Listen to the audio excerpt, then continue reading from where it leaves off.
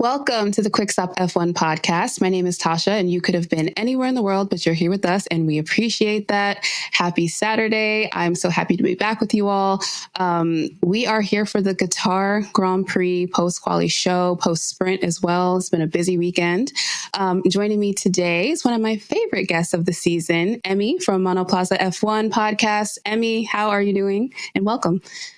Hey, thank you. Hey, Tasha, good to be here. Thank you for having me. I'm here to offer hope in the midst of this season, but no, I'm joking. No, I'm happy to be here. Thanks. Thank you so much for having me on again. I'm excited. Also before we get started, let me say thank you to Tandy in Paris last week who filled in when I was not feeling well. I was fighting for my life. So appreciate them for getting the episode done. It was a lot of fun to listen to. I love that Tandy just never wants to host, so it's just funny listening to her do the show because she's always let's get this over with.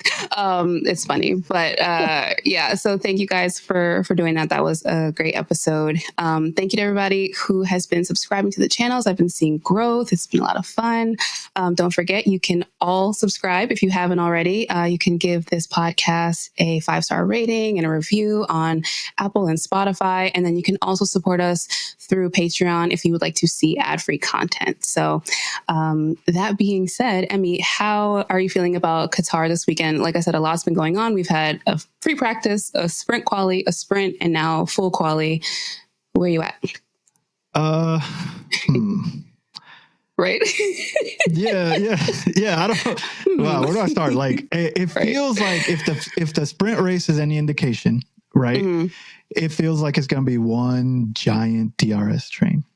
Yeah. Right. Just whoever gets in the front. So that doesn't bode well. The gravel traps, right? And all the track limit stuff, right? I know I'm going to be repeating stuff that you've probably heard before. It still doesn't make sense to me that if you have the gravel traps on the sides, you're still doing track limits because, right. Yeah. Also, the little random strips of gravel that you have, I don't know if that's a net new thing. Anyways, all to say that I am feeling like we have Qatar and then we have Abu Dhabi. Unfortunately, Qatar is not one of my favorite tracks. Yeah. Yeah, I don't know. It just felt like I'm hoping the sprint or the actual race is better, but the sprint just felt like Lando and Oscar. Whatever. Yeah, just big old. DRS I agree. Yeah, the sprint could have been an email. You know what I'm saying? It wasn't giving anything. It was giving nothing. The most exciting thing, I think, was the battle between Charles and Lewis. You know what I'm saying? Yeah, that was great.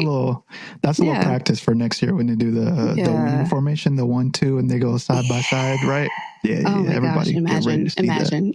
Right. No, that was good. Also, goes to show, by the way, that you don't have to be aggressive and you can race hard without forcing someone wide. What a novel concept. Man, and it's crazy too because supposedly Lewis is in cognitive decline, so who knows that right? He's able to.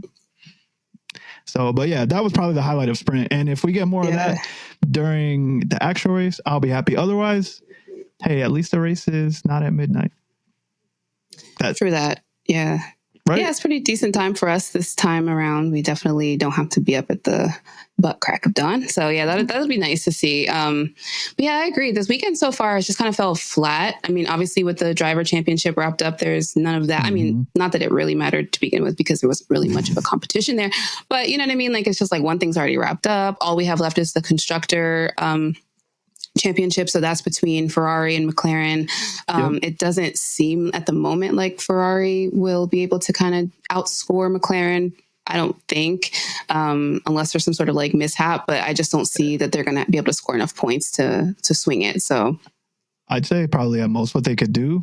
The most they could do, so if something crazy happens, obviously, I'm assuming the mishap you're talking about is Lando crashing into either George or Max at the beginning of the race tomorrow, right?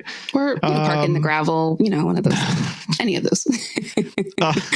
No, I feel like that would just extend it. I do feel like McLaren is more united in their effort to get their constructors title, the first one in a long time, obviously.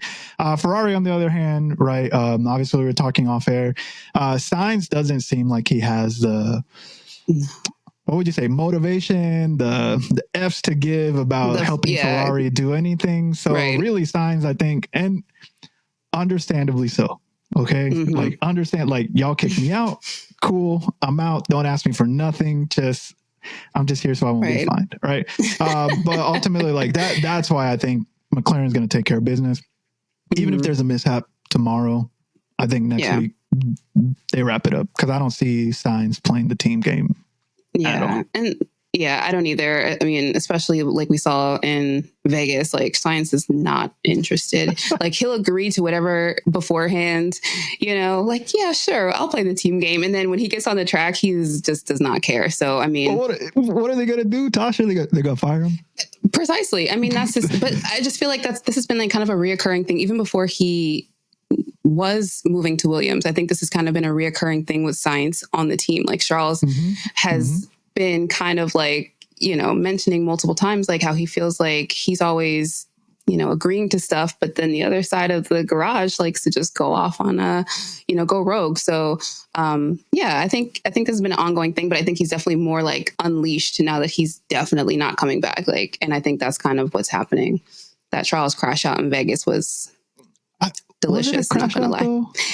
A little bit. Does it count? Well, for him, like the man who barely even says a bad word. Listen, that's you brought up that was a reply all to the. See, you brought the emails up. I'm keeping it going. That was like a reply all to the email when you didn't want everybody to hear. That was like that radio message. But no, I hear you. With Sainz, it's a situation where clearly the last couple of years has been trying to prove that, yes, I am as good as or better than Charles. And the team saying like, okay. Anyway, so Charles gets his own nickname. He speaks Italian. They love him here. We're going to create special Ferraris for him. Carlos, how do we say this in Spanish? Yeah, adios, right? Like, and so like, I get it. I think maybe it finally clicked for, and I don't know, maybe for Carlos too, it's kind of like, he's still hoping to make a comeback to Ferrari, but it completely ignores Ollie Behrman just sitting in that hot seat waiting for his turn. It completely ignores however many years Lewis Hamilton has, right? Carlos Sainz is not a Lewis Hamilton. Carlos Sainz is in his 30s. Carlos Sainz is a reserve driver that I think is the only way he comes back. Not to be a hater, but like, So no motivation. You're right. I actually have enjoyed the clapbacks and the crash outs, because I think that what it's doing is bringing out this side of Charles that we don't get to see often. Absolutely. So I thoroughly enjoyed it. I felt it was warranted. Too. I'm glad he let the emotions out. I didn't care for the puff pieces and think pieces afterwards. I'm like, nah, dude was mad. He let him know. That's how I feel too. I mean, I think Charles, that's my thing with Charles, is like, he's so nice and so respectful. And it's not a bad trait to have, I think, in general. But I think in F1, especially when you have a teammate that's shown you like more than one occasion that like, you can't trust them. You got to stop trusting them. You know what I mean? So it's like, that's kind of where I'm at with Charles. Like, I feel like he's fast. He's got, I think great like race IQ. Like obviously he's got a lot of great components to his racecraft, but I just feel like sometimes he's just like too much of a rollover. And I think as he ages, I think it's just going to be one of those things where he has to realize like, it's a cold world. You know what I'm saying? Like Sainz has no reason to help you. So obviously you don't trust anything that he says. So I'll be very curious to see how that plays out for this race.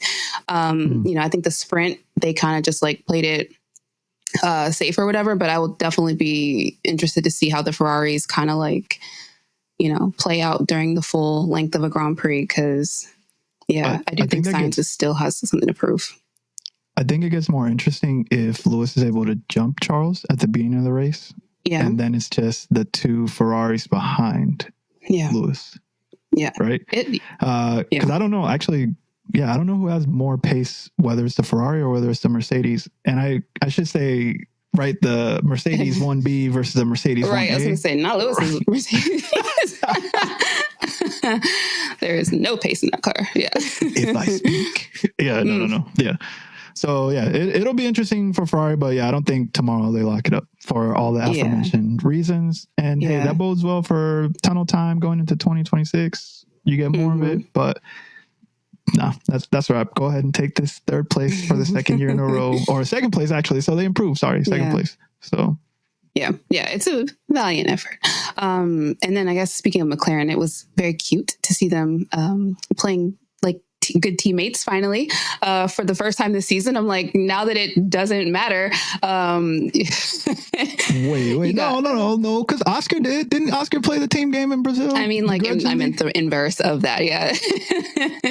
Yeah. It's just been funny to see, like, you know, they've been kind of like forcing them to kind of get along and play along with this team game. And now that we're trying to lock in, because it would be kind of crazy for them, right, to lose the constructor, like after this entire season of pretty much, you know, so yeah, and I wouldn't on top of the driver championship. Yeah, exactly. I wouldn't put it past them to do it either. They'll find a way if anybody can do it. No. Yeah. No. So supposedly, I guess, like, did you hear that Piastri being given the sprint win, which is his second Qatar sprint win in a row? Yes. Shouts out to Oscar, right?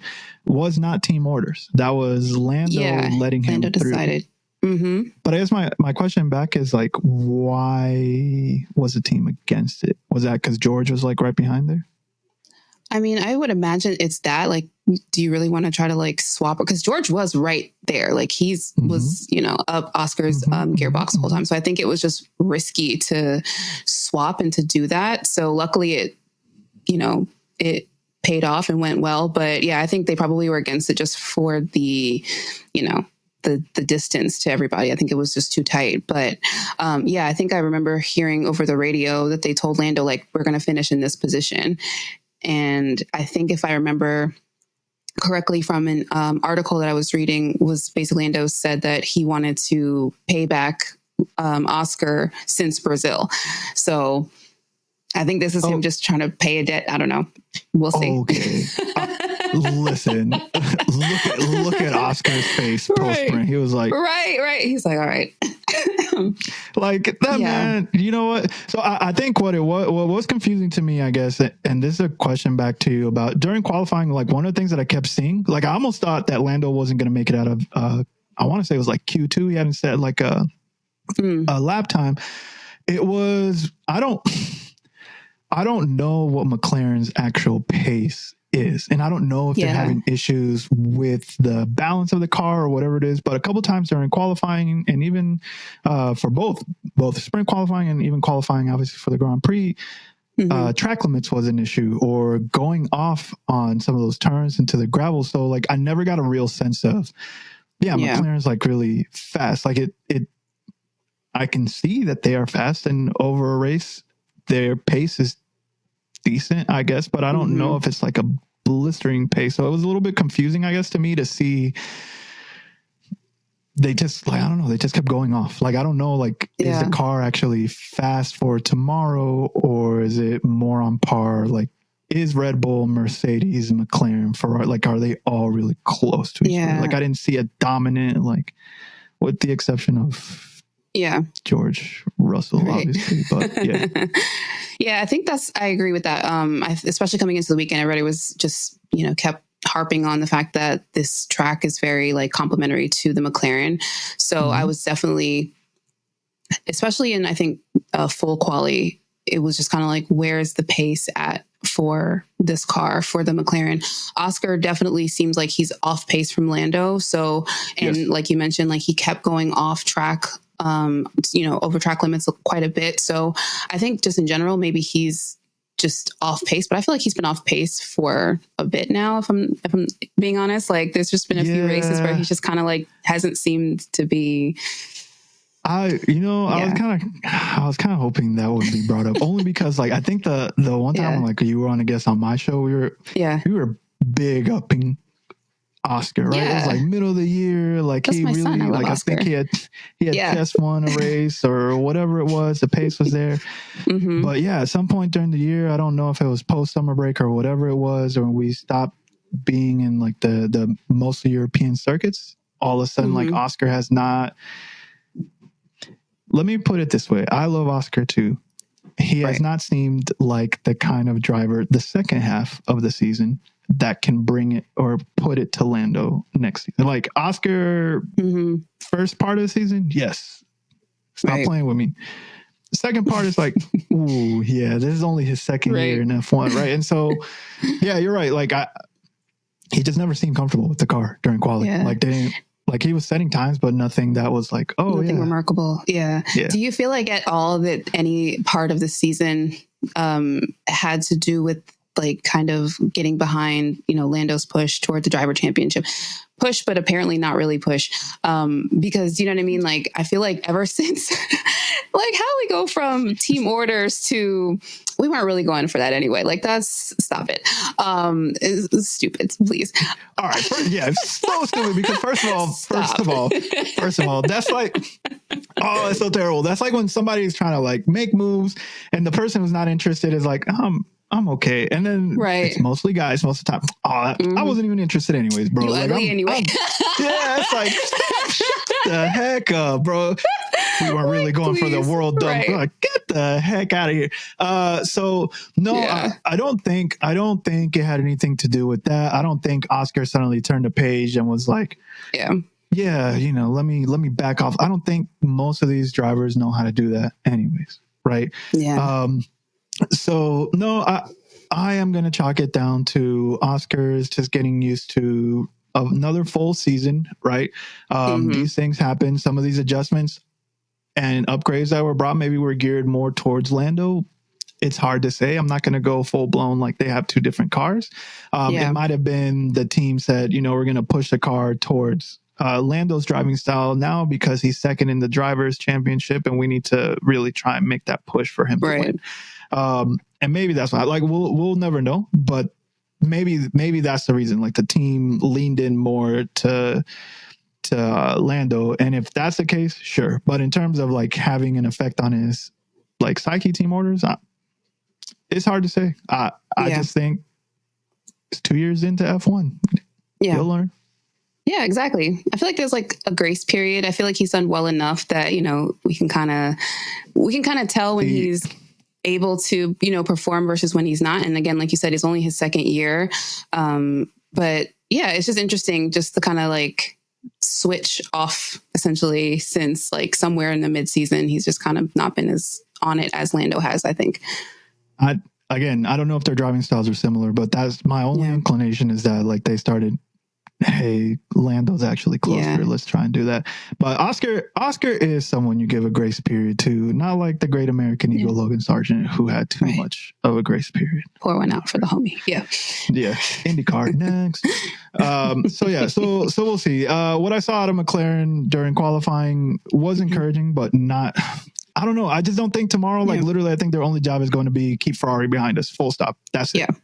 Yeah. But I don't see them winning the race unless something crazy happens, right? Like a 3-car pileup at the beginning, or someone gets stuck on the gravel. Yeah, they're not going to win the race tomorrow. Yeah. Well, I guess speaking of race start, we have Max on pole. This is his first pole since Austria, which is like just insane to think that it's been that long, but it has been. So, but even like the Red Bull at times this weekend seemed hard to drive. I think during the sprint, Max looked a little bit like, I don't know, just like off it, just like random intermittent times, not necessarily like, fully shit, but, they definitely seemed like it was like hard to drive at some points. It's hard to tell from Checo's side of the garage, obviously, because... so I don't know what's going on there. No, my man, listen, they had to tell him to start the race. They were like, Checo, go. Why? But you know what? No, I'm gonna give Checo this benefit of the doubt, right? Like the car is clearly buns for Checo, right? he does not have it to bring that car from the depths of hell into first place, or actually not even to first place, out of Q1. Right. The great thing about Red Bull is that they have a sister team and a backup driver. So they have 3 drivers who can test things. And so was the car oversteer for Max? Maybe, but they literally changed Checo. They changed Checo's front wing in the sprint. There's 19 laps. So at that point, they were clearly just running. Yeah, they were that was FP3 for them. Yeah. So if I was Checo, El Viejo Sabroso, Paris, I would have been like, you got this, Franco. go ahead. And it had many, including myself, saying, hey, man, just go home to your kids. All right. Just go be a father. Just hang it up. Just hang it up. Go be a dad. We got people. So yeah, right. I will say, yeah, you're right. I know that like Max made some comment during the sprint to say that the car is oversteery is an understatement. I don't know. They waxed lyrical about that on the broadcast for like 30 seconds more than they should have. But I was surprised, honestly. He pulled that car, and I guess me talking about Checo is this maybe during the sprint they've figured out, okay, we can make these adjustments, and we saw this in the telemetry, and we saw this. Max, let's make these adjustments, and you can do it. Because I felt like he was going to have a sneaky P1 pole in there based on like the purples that he was doing, right? So like sector ones were usually his good ones, then towards the middle. So sector 2, he wasn't having super great time, and then he'd like pull one out at the end. So I wasn't as surprised that he got the pole. It was, please don't judge me when I say this, and if Natural Watches is back as well, like, it was nice to see Max P1. I'm just going to leave it at that. Hey, right? No shame. Yeah, listen. Welcome back, Max Verstappen. Yeah. I was like, look at that. The Red Bull car number 1 in P1. Yeah. Golden boots. My. Right. What are we going to do? Huh? Oh, well. We have fallen down so bad. Oh, my God. That's exactly. Okay. That's why I say don't judge me. Okay. Let's just move on past that. So listen, you said we're all thinking it. It's fine. But I guess, back to you. Like, were you at all shocked that Max? Because I wasn't shocked that he got pole. I was just like, oh. Yeah, a little bit shocked. I mean, like, pole was like less than a tenth between him and George. I do think he cut it close. And I think after watching the sprint, I think the biggest thing for me from the sprint to quali was just the kind of swing a little bit in some of the teams, which is like why McLaren was a bit confusing. Why Red Bull or Max's car, being anywhere near the front. That, in Q1 he started setting purple sectors, and I was like, oh, okay, like, the car has more pace than it showed in the sprint race, I think. So, it seemed like a lot of people went to the drawing board for setup for quali, and definitely, obviously, it benefited Max, and it was good to see, like, just some more competition at the front. I mean, didn't seem like Lando was really in it. Didn't seem like Leclerc at a certain point. I was expecting maybe Leclerc to be on the like front row or somewhere near the front row, and he just was like nowhere. So, yeah, maybe it was, I don't know. I was expecting, let me back it up. I was hoping Ferrari would be at the top, right behind or in front of McLaren, right? Yeah. It just felt like their car was fast, but they weren't able to put it together with enough of a margin. Like, obviously, literally, because they're starting like 5th and 7th for tomorrow. So we'll see. We got the dynamic duo starting 1 and 2 tomorrow. So I'm just kind of like, we shall see what happens. Did the pace of the Mercedes shock you at all? No, for 44, it did not shock me at all. Okay, For 63, I would say for Russell,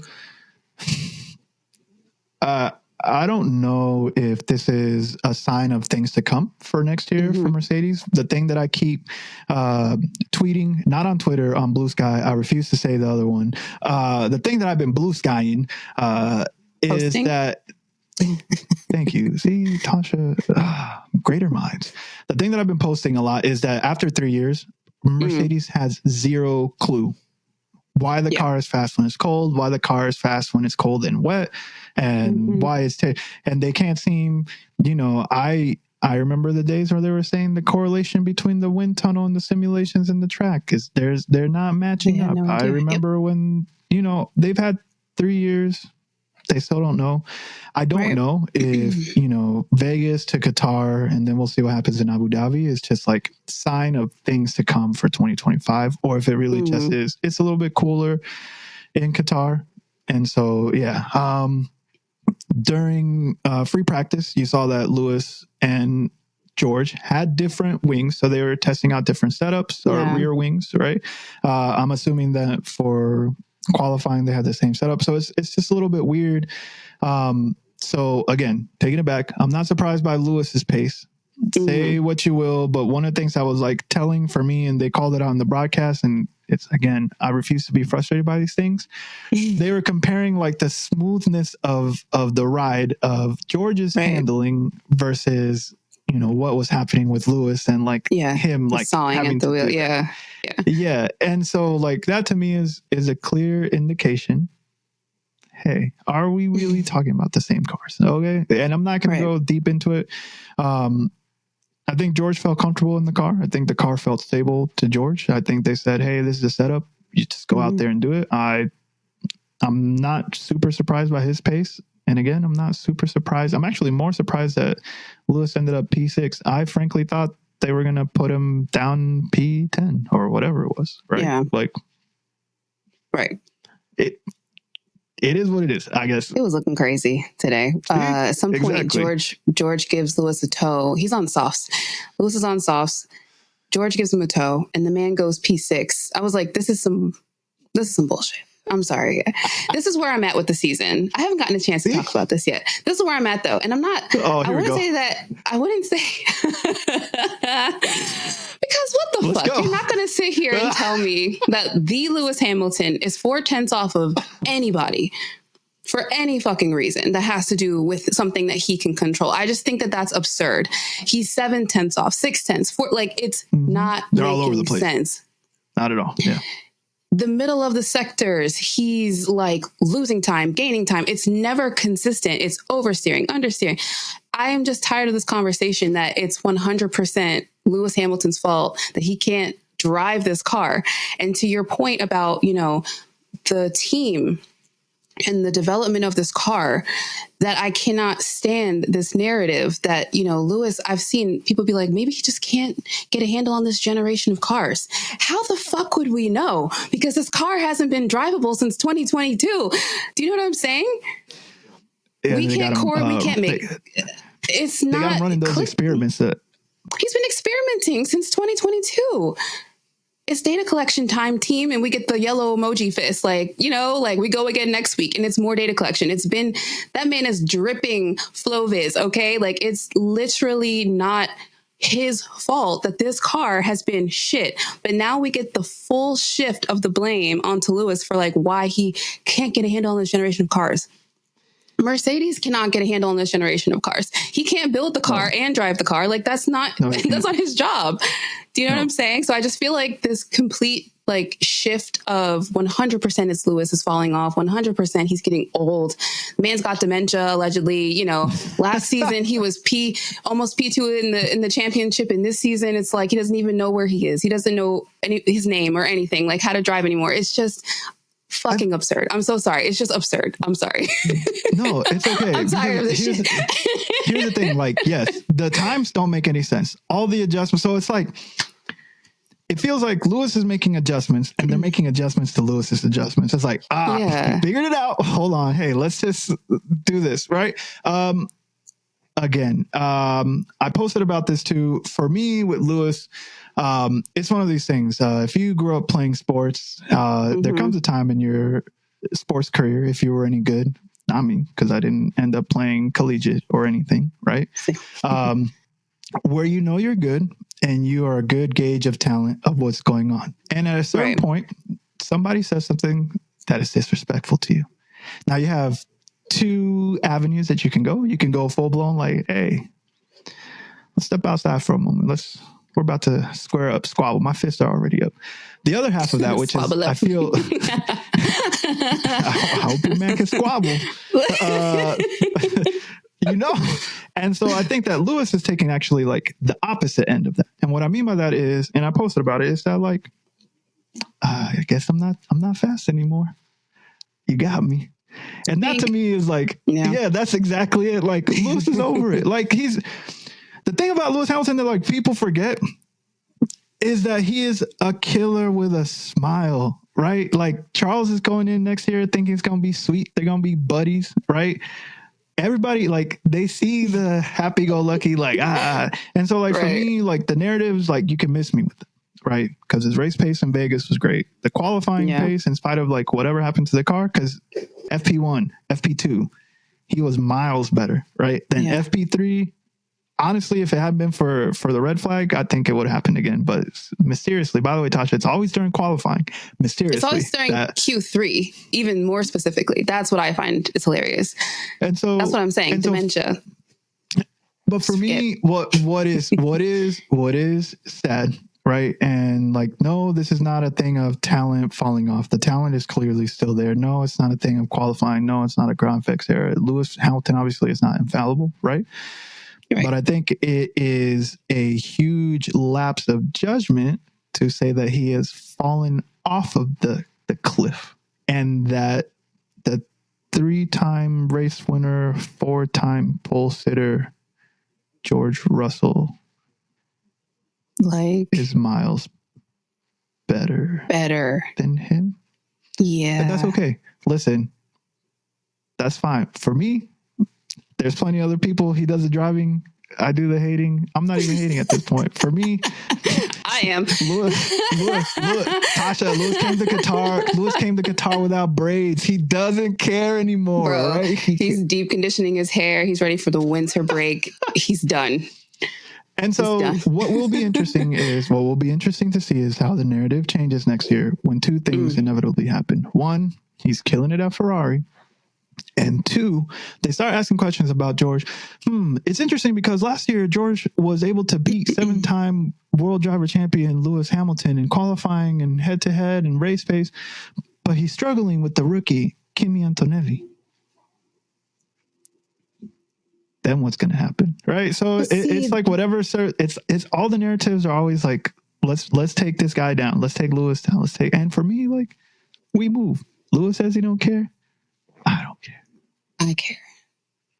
You know what I'm saying? That's all right. You could care. You could care for, but otherwise, the thing is, like, it's like that whole thing when something bad happens in the world, and it's like history is not going to speak kindly on this moment, and it's like history is written by the victor, right? Like, so even in the case you're talking about, where next season people might be asking questions, that relies on us actually having an F1 media that is willing to ask those questions. The reason why I'm up Mercedes' ass every week is because I don't see anybody else calling Toto out on the fact that, like, this team has slid down completely from where even like P2 to P4 in a season is nuts. Like, they should be, in theory, I think, fighting at least for P3. You know, like I said, last season we had, Lewis mainly was the better competitor. Last season, he was able to haul so many points that Mercedes was able to clinch P2 in the constructor. George was having a much worse season last year, but it still worked out. This season, George Russell's having a much better season than Lewis, but the points haul is not there. Mind you, Lewis didn't win any race in 2023. This is George's, second win? Third, if you let him tell it, because he doesn't think that DSQ counts. But, that's my point, is like the points haul matters. And I don't feel like, even though George is doing better, this isn't actually, I feel like, a season that's remarkable. You know what I mean? So, yes, he's doing a lot of things right and well. Like, that's not to take anything away from him, but it's like Lewis Hamilton's the difference maker in a lot of these seasons. And if Lewis Hamilton hadn't been handicapped all season, they actually might be doing better in the constructor. So I'm going to call that out because I just feel like nobody else wants to actually analyze anything. People just want to look at, numbers on a paper and be like, that's the narrative. And I just refuse for my analysis to ever match the mainstream analysis, because you can't trust these motherfuckers. They want to be on the plane and on the helicopter with Toto and Christian Horner. Like, you can't trust them to actually investigate and call out what's happening. So I think it's going to be one of those, history will speak unkindly on this moment where now look, it's not actually the case. Okay, so I don't. And he's like, no. It's not. That's not where I'm going. See, because the thing you gotta know about me, I'm a nonchalant person. All right. So chilling. We talk about history. Let me flip that on you for a second. Yeah. Not in a negative way, and say, 5 years from now, so George is 26, Max is 27. Mm-hmm. So 5 years from now, when George is 31, mm-hmm. Max is 32, Alonso still racing, whatever. In his Lewis 80s, is building Lewis is building an empire somewhere. I don't know. Do you feel like, and this is again why I don't lose sleep over it. Do you feel like that from now to 5 years, George Russell will have 100 wins under his belt? No. 5 years from now, let's hope he even has 10. You see what I'm saying? Not being shady. Max Verstappen is always tempting us with a good time, talking about, I'm going to retire. Is Max Verstappen even going to be here in 5 years? So that's my point. Yes, history is like written by the victors, but if we've learned anything about like F1 journalism in the last couple of years, it's kind of lazy. Right? It's so lazy. The narrative, like Lewis is literally like clock in to work. I literally read an article where they had Lewis Hamilton in the article, right? And they had one mention of him along with other people, but the title of the article was like, Horner says that something about like Max going through it like Hamilton used to go through it, right? And then like literally nothing is mentioned about Lewis at all until like the very like towards the end of the article where he's mentioned with the Schumacher, with the Raikkonen, with the Hamilton, all of these people who were champions and they had to go through all, and I'm like, but I get it. And what is that Lewis always says, right? Like if you just insert my name into an article, that's your click. So it's lazy. No one wants to talk about how Toto fumbled an 8 consecutive world driver champion or world constructor championship team, right? That would require a lot more investigative journalism. It's easier to say Lewis this, Lewis that. And frankly, like Lewis is so far above the fray. I think if this was like 2007, 2008, 2009, 10 Lewis Hamilton, he would have been like more chippy. Like this iteration of Lewis is just like, all right, dog. Love and light. Whatever. Which too much to my dismay, because I do wish he just sometimes would just pick up a brick. Is that what you want? Pick up a fucking brick. Stop letting these people play in your face. I'm sorry. I get being professional, and I know it's Lewis, and he really doesn't have the, freedom to be the angry black man. Nope. But he does not. Oh my God. You only got one time to throw me under the bus. Like, I'm sorry. Like, I just really feel like people are playing in his face. I'm tired of everybody acting like a 39-year-old is ancient. Like, if he was 47 or something, this was happening, and he wasn't. He was the one not getting out of Q1 every week, and his race pace had fallen off a cliff. Like multiple things are breaking down all the time, constantly. I would entertain it. I'm not going to entertain the fact that 39 is old in this sport. You got a 40-something-year-old man still doing it, and nobody says shit about him. Nobody says shit. It's not the age. Because if it was about being old, we would be dragging Fernando every single week the same way we drag Lewis, and we're not doing that. So I'm just over it. And nobody was talking about age until that fucking Austrian lamppost spoke up and said something. So that's the other thing. Everybody gets to create the narrative about Lewis, and and we just all supposed to go along with it. It's like, why are we not engaging our brain cells? You know what I mean? So what would happen? What would happen if January 1st, 2025, Lewis does like a tell-all interview with Will Buxton randomly, where he talks about his last season at Mercedes and what that was really like? He won't say anything. That's the. Just imagine, like, what if he does? Yeah, they stopped letting me go to meetings sometime around like August, and then they would purposely like keep my tires like colder. They would send me out into traffic. Like he said all, and I just know like Team Elijah just be in the background like, I know. Yeah, so that's all I want. I think again, like for me, everything that you said, like I'm agreeing with it. I am just choosing to look ahead to greener pastures because I'm so used to, like unfortunately, Lewis is the only black driver on the circuit. That's it. Anything Lewis says, it is completely unfair. He is unfairly representing not Lewis Hamilton, an entire group of people. That's why he can't. If there was multiple people of color in F1, right? But like I think he carries that, and he carries it well, and he understands what's at stake. Again, I'm solidifying myself in, if Lewis doesn't care, all right, Lewis, I'm trusting this process. He can't. I mean, Plus, Mercedes doesn't know what's going on. Again, I say, what is going on in Mercedes' car? They don't know. It's been 3 years, going on 4. They don't know. They don't know why it's fast. They don't know why it's slow. They don't know why, like, bouncing came back randomly. They didn't know why the seat was overheating for both the drivers, right? Like, it's a mess. They don't know. They don't know, right? That's why I'm like, how do y'all just hop and skip to it's Lewis Hamilton's fault? You know what I'm saying? That's what my question is for everybody. Hey, do you know what I'm saying? January 1st, 2025, it ceases to be Lewis's problem. And plus, Fred Vasseur, you know what? Yeah, I'm ready. Yeah. I am too. I'm very excited for the future. Even if it's, I mean, listen, as long as he's just somewhere where he's wanted, I think for me, that's the main thing. Because when he has confidence in himself and in the car that he's driving, I feel like he is still a monster. So I don't have any concerns about what his future holds at Ferrari. And honestly, he has nothing left to prove to anybody. So it's not even about that. But I do feel like, you know, if we follow the timeline that was supposed to happen where Toto was only going to give Lewis a 1+1, this would have been some of our last glimpses of Lewis Hamilton, the Formula One driver. Like, honestly. So everybody, you know, talking shit and everybody who's just like so happy to like dance on his grave. I'm like, that's crazy. This would have been the final chapter of his career. And nobody wants that because he doesn't deserve that. He's done more for the sport, I think, to deserve this type of send-off and this kind of treatment. He's been the guinea pig for 3 seasons straight, and he still has had, I feel like, some of the most exciting moments, I think, at least in the sport, over people who've had better cars. You know what I mean? Like, Silverstone is the biggest standout of the season.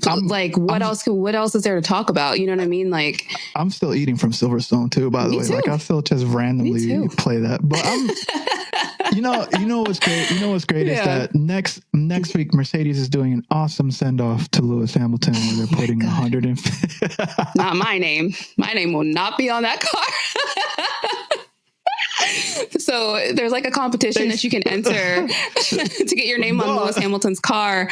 And one of the stipulations is basically like, if you are somebody who's like, what do they say? Put the brand in like disrepute.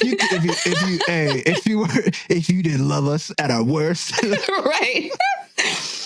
Like, I just know I'm blacklisted from that paddock. Like, that. I just want that to me, that feels like the equivalent of like, it's like a card. It's a Hallmark card. He got a Hallmark card. They didn't even give him a party. They didn't give him anything. It's like, thanks, big dog. And 150 people, like, bro, fill that car up. Fill that shit up. Because if you're just going to make it heavier, that's fine. We need the downforce anyway. Like, let us have something. You know what I'm saying? 150 people. Man, what do you think? We've gotten so far. What do you think the final plot, radio message is going to be between Bono? In my petty world, it's just silence, to be honest. But I feel like it'll be emotional. I feel like they'll be crying. Obviously, Lewis is going to thank everybody, and like it'll be tears and out of the garage and everything. I know he's gonna. What I'm saying is, what do you think Toto's message is going to be on the radio or Bono's? Oh my God. Well, one, I don't want to hear anything from Toto. That man's voice just alone sends my blood pressure like spiraling. So, no, I don't know. I mean, I'm sure everybody's going to be very gracious and keep it cute over the radio because that's what everybody does in front of the, cameras. Like, but I don't know. Sure. I mean, I'm not sure. But yeah, I think I remember or I read that Lewis got like kind of, emotional this weekend, like, teary-eyed, just thinking about the fact that this is like one of his last races with Mercedes. So it's going to be emotional for them. For me, popping the champagne. Like, drinks are on me. I'm literally so ready to be about this bitch. I'm so done. Let it be said and let it be known. Tasha was immediately done. I'm done. Bro, I'm out of here. Hate that. I hate the concept of like we play in people's face and then like we try to like celebrate them after. Like, no. Like, look at the season Carlos Sainz is having at Ferrari. He's won 2 or 3 races with them, period, in a 3-year span. So I'm just like, you know what I'm saying? Like, it's not like you need, I don't think anybody has asked that Lewis needs to be treated as, a special way or anything. It's not like that. It's just that, like, this is what we're getting. That's crazy. Tasha, this is playing out to be a Tubi movie. All right. And if you're not in America, Tubi. Shout out to Tubi. Shouts out Tubi. I'm still trying to figure out how they are like able to provide movies for free. Listen, I don't care either, but I'll be on Tubi. I'm not gonna hold you because I already pay for enough streaming services. Tubi holds me down. All right, hey Tubi, if you want to sponsor me and Quick Stop and all the podcasts, give me a ring. 678-0582. No, I'm joking. No. So what I was gonna say is to me, Mercedes, and then we should talk about qualifying. I'm sorry. This by the way, this is me. It's just a debrief. We can just chat. Yeah, we can just chat. So my thing is this. Earlier in the week, Quick Stop gave us a treat of an episode, an unexpected Thanksgiving episode, right? Mercedes has lost their best eater. And when I don't know if you saw the TP press conference last week, it was Toto, it was Fred, and I don't care who the third person was, right? They were talking about, like, Fred is the king of nonchalant. He's like, yeah, we're going to let Carlos do his thing. Like, we don't have anything special planned for him. And, Toto was like, well, obviously, we don't, blah, blah, blah, blah, blah. All I heard was, wah, wah, wah, wah, wah, wah, wah, wah, wah. And when I see Toto, so there's a point, is when I see Toto, he looks distraught. He looks gone. He looks like a man who's just aged like raw milk. It has finally dawned on him. This could have gone a lot better. I am so salty right now. Hey.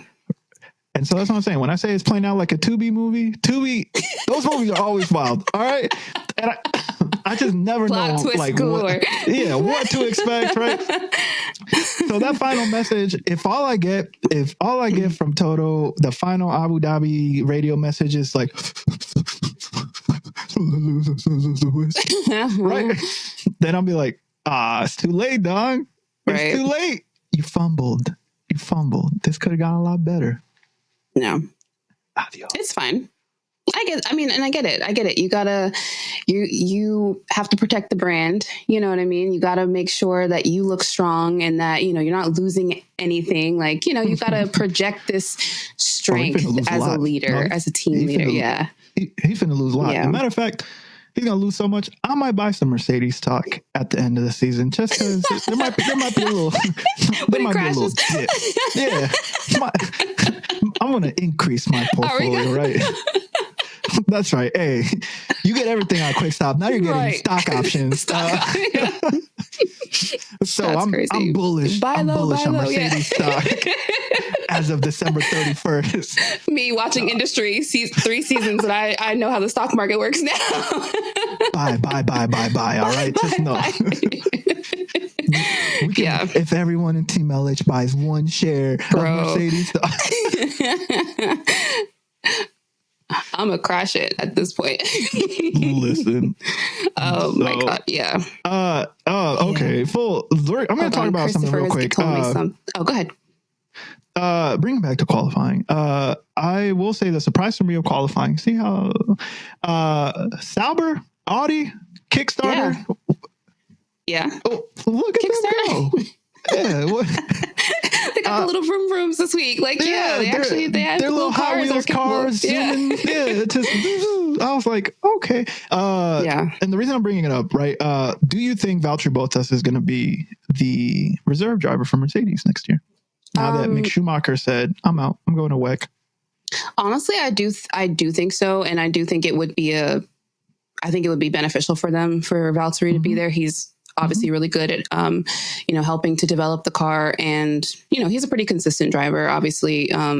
So, yeah, I think it would be probably to great benefit to have somebody like Valtteri on board. You've got Kimi, who I don't think they're expecting him to come in and, contribute much by the way of, development. Yeah. Sure. George, I don't know. Question mark on how he's able to develop a car, only because I know that they've been using a lot of Lewis's data for that purpose. So this will be, again, like another like kind of question mark for me. Like, I don't know, like, what his feedback is going to be like. So yeah, anyway, I feel like Valtteri will be a good like addition to the team, because they're going to need somebody a bit like older, veteran-ish to kind of like, be there, help them figure stuff out. I think, but yeah, I think people like QUALI, Valtteri has, even though Sauber does not have, I keep calling them that, Audi, Kick, whatever their team is, Visa 2-for-1, whatever. Valtteri has QUALI had like a very good season. They don't have points, and it's weird to say he's had a very good season where he doesn't even have any like real points, obviously.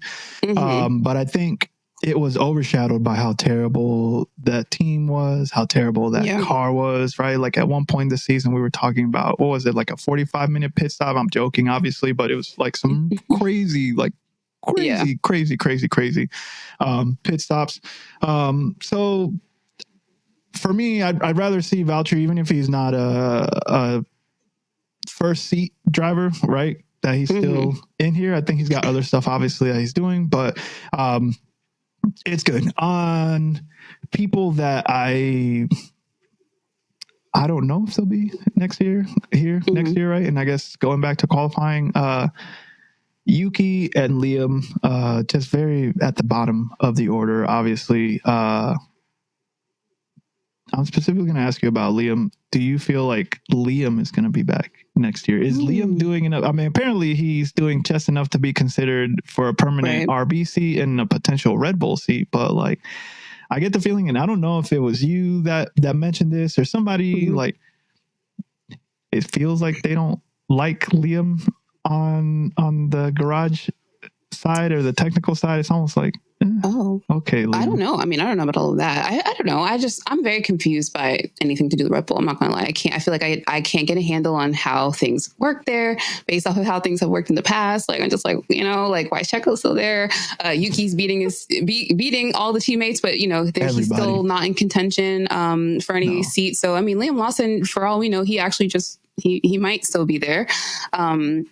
He's doing all right. It's not like I'm super impressed by anything that he's been able to do. Like, he hasn't come in and taken the grid by storm as much as he likes to think so when he's fighting against Papa Checo and old man Alonso. Like, man, those guys, you know what I'm saying? Like, he's beefing with these old dudes. Yeah, they love to hate a Liam Lawson. Oh man, they see Liam Lawson in the paddock. Look at them eating those crackers. Hate that dude. No, and so like, I guess I asked, right, because like during the week, obviously Red Bull is a conundrum for everybody. Helmut Marko comes out and says like, hey, it's Checo's fault that they're not going to get a bonus. And I'm just kind of like, okay. So that's one pin on that. Second one, he said, the reason Yuki's not getting a real shot and he's getting trial because Honda obviously was like, okay, y'all, for real. And Helmut Marko is like, well, he's not consistent. He's inconsistent. And to that I say, sir, who is driving your Red Bull second seat?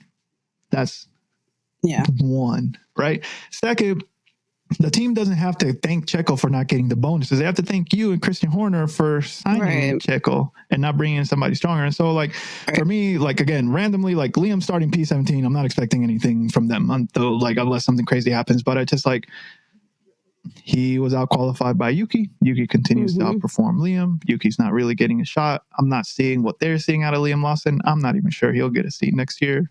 But who knows?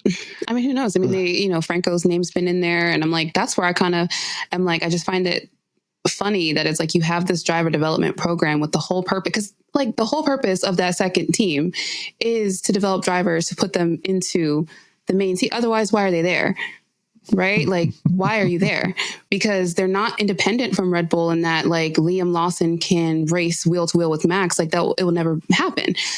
So you're not even developing really the drivers anymore. And then you keep going outside of your program to promote other drivers. Like Checo wasn't part of their program. Franco, whose name has been floated around, isn't part of their program. So that's where I'm at. I'm just like, so if you're not going to promote these guys, especially like somebody like Yuki, who has been, I feel like, doing a really good job over the course of a couple of seasons now against multiple teammates. And then maybe you don't also promote Liam because he didn't come in and do the job that you expected him to do. Like, why are you there? You're just taking up space. So that's how I feel. At this point, I'm very confused about Red Bull and the whole driver ecosystem. I don't know what they're doing. I don't think they know what they're doing. So I don't know. And honestly, I'm tired. To be quite honest, I'm tired. You know what I'm saying? I'm tired of talking about Checo. I'm tired of talking about Yuki. I'm tired of talking about all this shit. I just feel like it's tired. It's tired. It's all right. I'm over it. One more. That's it. One more race. One more fucking race. Let's set the grid for tomorrow, and then we can kind of like talk maybe like predictions and before we wrap up. Does that sound good? All right. Yep. So starting P20 is Esteban Ocon. We have P19, Franco Colapinto, Nico Hulkenberg, P18. Liam Lawson is going to start P17. Alex Albon, P16. Lance Stroll, P15. Yuki Tsunoda, P14. Valtteri Bottas, P13. Zhou Guanyu, P12, which, like, hello, wow. Pierre Gasly is starting P11. Kevin Magnussen in 10th, Sergio Perez, P9, also, wow, given the season that he's had. Fernando Alonso, P8, Carlos Sainz, P7, Lewis Hamilton, P6, Leclerc will be starting P5, Oscar in P4, Lando Norris, P3, George Russell starting on the front row, and Max Verstappen is starting on pole. Thoughts or in general, like any feelings for tomorrow? Any predictions? Yeah, I got I got Max winning this race. Oh yeah? I'm gonna go with Max winning this race. I think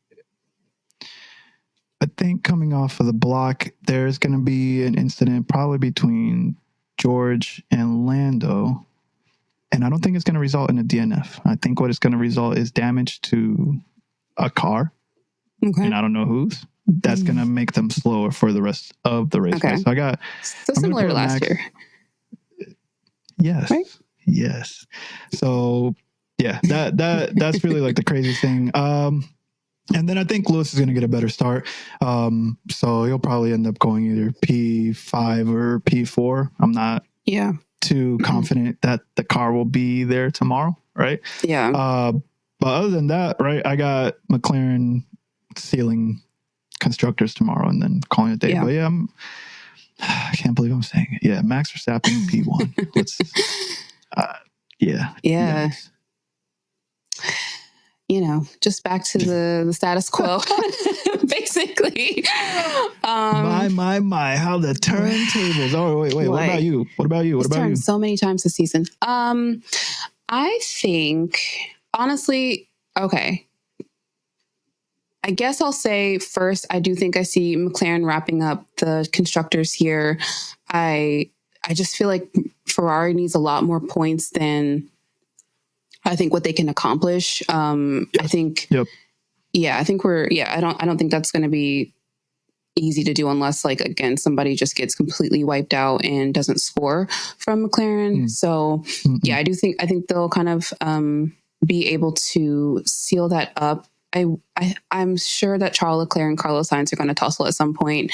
I just feel it. You know what I'm saying? Like, I just feel it in my bones. I think Lewis might lose position only because I don't think that his Mercedes has like any good race pace. In the sprint race, he got a great start. He was able to stay ahead for most of the race, but eventually I think his tires kind of fell off or something. I'm not sure. So I think he'll probably stay where he's at, or he'll maybe like lose positions, which I hate to say, but it doesn't look like that car has race pace for him. And Mercedes can't afford to have him have another Vegas. I'm sorry. They cannot. That's my prediction for that. I think George will still end up on the podium. And actually, I think it'll probably stay the way that it is. Max, George, Lando, somewhere thereabouts. I'm not like super excited for this race. I don't know why. I don't know if it's, Lewis doesn't seem like he's going to have a great time. But it also just doesn't seem like there's that much excitement or, anything going on. So, yeah. I think it'll because be yeah. I feel like what you and I are thinking are probably the same thing. The thing that I'm going to say publicly is this: like, they redid that track and basically only made one overtaking zone. Right. Yeah. Why exactly. are we here, man? Oh my God. And this race, I think, just pisses me off in general. Like, do you remember last year? Was it like the razor sharp curbs?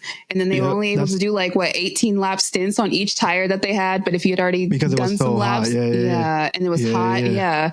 This is the one where everybody pretty much was dead at the end. Like, oh my God. Because they did it. So last year, right? Because of Ramadan, they had to do it in October, and it was on a Saturday instead of a Sunday. But this year, it's obviously closer to December, blah, blah, blah.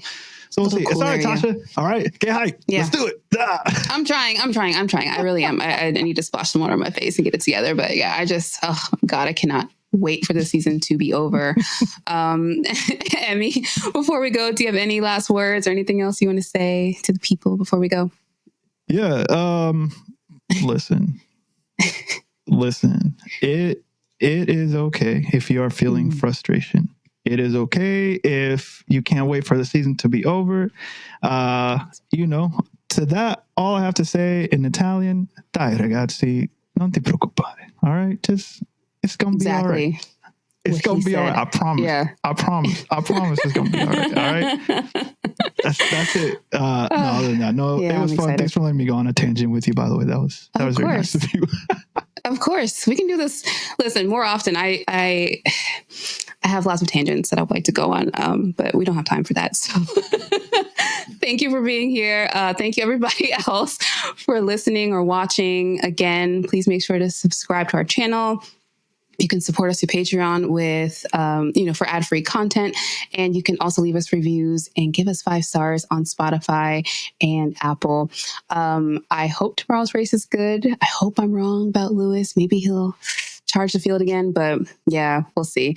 I also need to say before we go, Max potentially might get a penalty. Maybe, I don't know. Like, we don't know. We didn't talk about that, but he maybe impeded George Russell. So the order might change by tomorrow, but really, who knows? But yeah. Tire Whisperer Masterclass incoming. Right, incoming. Emmy, where can everybody find you and listen to your show? Oh, nice. Yes. So please follow me on the socials. I think somewhere down here it's going to say my handles. So I'm at Monoplaza _F1 on Instagram, on Blue Sky.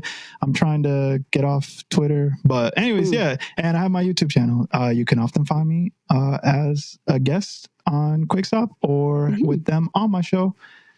That's it. Monoplaza _F1. Perfect. Well, thank you again.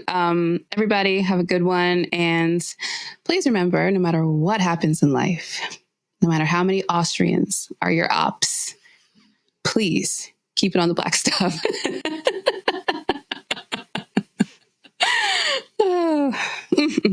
Can't wait for the season to be over. It cannot end soon enough. Seriously. Look, mate, if you've got this far, clearly you like what we do. So here's a link to subscribe to the Quick Stop F1 family. Give that a click. And here's another link to some more cool on our channel. Sorry, cool stuff. And remember, no matter what happens, keep it on the black stuff. Click the stuff. Click the links. Click the links. Click the links. There. They're there.